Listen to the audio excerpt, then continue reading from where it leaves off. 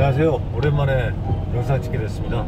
너무 그동안 바빠서 영상을 못 올려서 마음이 좀 무거웠는데요. 오늘 장거리 운전할 일이 생겨서 운전하면서 찍어야겠다는 생각이 들어서 지금 영상을 찍습니다. 오늘 오랜만에 어떤 메시지를 드릴까요? 자신있게 말하는 법에 대해서 좀 얘기할게요. 어떻게 하면 자신있게 말할 수 있을까요? 첫 번째로, 말하는 것에 대한 확신이 있을 때, 믿음이 있을 때, 신념이 있을 때 자신있게 말할 수 있습니다. 예를 들어서 1 더하기 1이 2라는 확신이 있으면 1 더하기 1이 2라고 확신 있게 얘기할 수 있죠. 그렇지 않은 사람들한테 그렇게 말할 수 있는 것이죠. 혹은 1 더하기 1이 2는 알고 있지만 1 더하기 1이 3이라고 해야 자기 이익을 챙길 수 있는 상황일 때, 이를테면 사기 같은 거 칠 때요. 그럴 때 목표를 명확히 두면 자신 있게 말할 수 있습니다. 사기꾼들 말이 되게 자신감 있잖아요. 그런 까닭이기도 하죠. 오늘 얘기하고 싶은 것은 두 번째 경우인데요.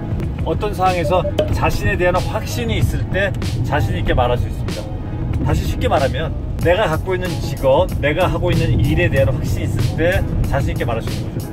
예를 들어서 물건을 파는 영업사원이라고 치면 내 제품에 대한 확신, 그리고 우리 회사에 대한 확신, 내가 하는 일이 고객을 도와줄 거라는 확신, 내가 하는 일에 대한 비전이 있을 때 자신 있게 말할 수 있는 것이죠. 제가 겪었던 예를 하나 들어볼게요. 제가 국내 부산차나 수입차 영업사원들 세일즈 교육을 했을 때의 예인데요. 어느 수입차 영업사원들에 대한 교육이었습니다. 그때 참가했던 분들 중에 경험이 있는 분들도 있었는데요. 그 중에 한 팀장님이 좀 생각나는데, 어떤 일이 있었냐면요, 고객한테 전화를 많이 했어요. 고객이 바쁜데 전화 계속 오니까 짜증나기도 그래서 이렇게 얘기했습니다. 아니, 바쁜데 왜 이렇게 전화를 많이 하세요? 이렇게 얘기했습니다. 여러분 같으면 어떻게 답변하시겠어요? 보통은 고객님 바쁜데 죄송합니다. 시즌 끝나고 나서 어떻게 하실지 결정 안 해주셔서 그것 때문에 전화 좀 자꾸 드렸습니다. 어떻게 좀 결정하셨어요? 뭐 이렇게 얘기하겠죠. 근데 그분은 어떻게 얘기한 줄 아세요?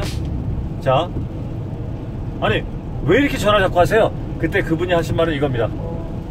고객님께서 전화를 안 받으시니까 계속 걸죠. 받았으면 전화 안 걸었을 텐데요.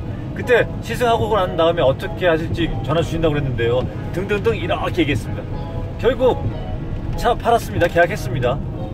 그분이 그렇게 얘기할 수 있는 것은 자신이 하고 있는 일에 대한 확신이 있었기 때문입니다.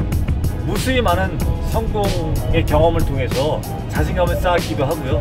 자기 일에 대한 비전, 그리고 자신의 일을 정말 사랑했기 때문에 그렇게 얘기할 수 있는 것이죠. 오늘 제가 운전하는 와중에 짧게 메시지 드린 건데요. 자신있게 얘기하는 법의 가장 중요한 핵심은 내가 하는 일에 믿음과 신념, 확신이 있을 때입니다. 그것을 바탕으로 내 안에 그것이 있을 때 바깥으로 자신감 있게 얘기할 수 있습니다. 그것이 상대한테 영향력을 미치게 되는 것이죠. 여러분도 자신감 있게 대화해 보시기 바랍니다. 자, 고맙습니다. 저는 이제 안전하게 운전하겠습니다. 오랜만에 시골길 이렇게 운전하니까 참 좋네요. 비도 오고요.